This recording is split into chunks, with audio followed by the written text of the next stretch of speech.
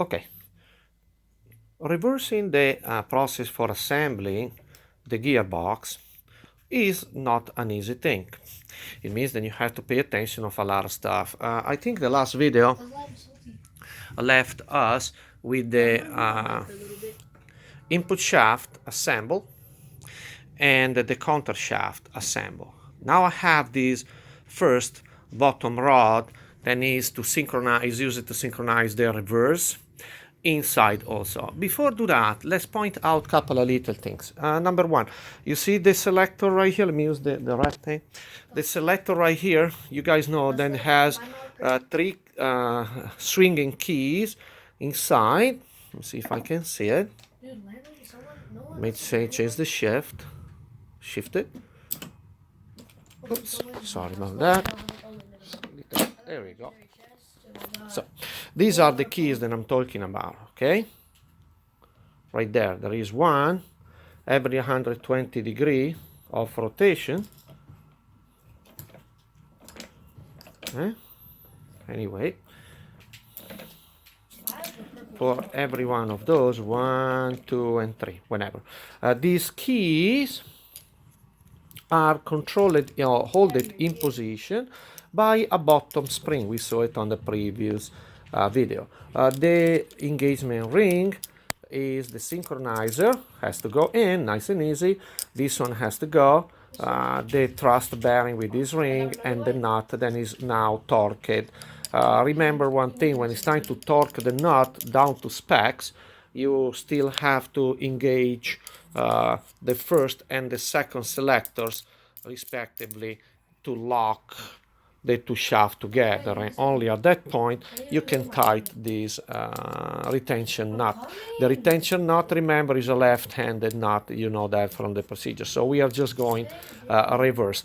One of the challenges of these old things is to put the inside sleeve of the needle bearing on this item. Then it was, if you can see here, I got one.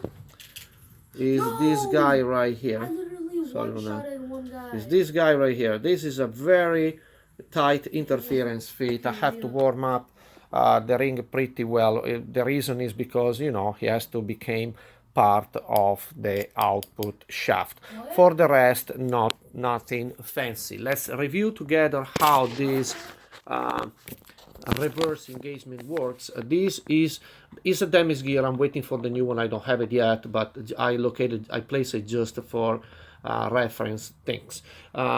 This is the pinion. Then you slide on the counter shaft.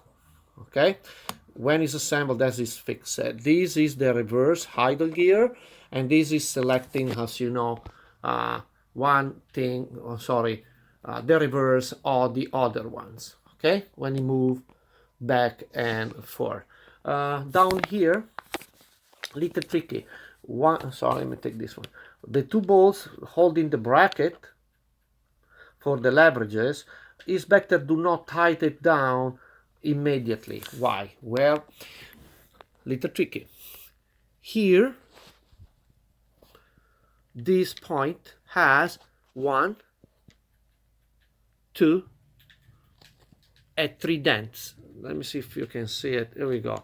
1 dent, 2 dent, and 3 dents. So respectively for one position, neutral, and the other position. Driving by the shaft, this fork is going to move the selector respectively in the center, engages this synchronizer, and engaging the reverse then is not synchronized. Nice and easy. Leave these bolts loose. Why? Because it's little tricky. Let me see if I can see. You see this guy right here? But it does. It's nothing wrong. It's just a pin. But it has to be engaged when these bolts are not very tight. Otherwise, it's not going into position. Plus, when it's time to tie the two retaining bolts right here, 1 and 2, I strongly recommend to put a Loctite 242, the removable one. Now, at this point, you should match the place I have here. I apologize to don't show how to insert every single component, but it's clear that it's very simple, straightforward. There is the let me see, the driver on the back, the selector, the synchronizer ring, the bearing inside is very easy. If you have to rebuild the transmission, it's clear that this synchronizer ring has to go. You have to make sure then you have enough clearance to engage the gear right there. Is not a big deal. That's it. So far so good. We are proceeding now to the insertion in a reverse manner of the other shaft, This is bad.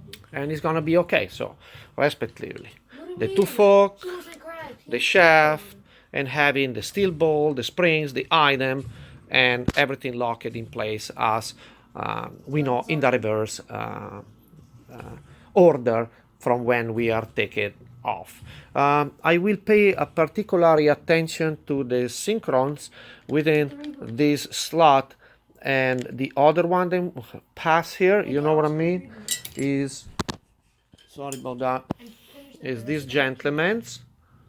But again, simple cake, not too bad. Make sure then the spring is not damaged, the snap ring is there, clean them up, and it's gonna be all right. And then we're gonna look at the final results. Okay, thank you.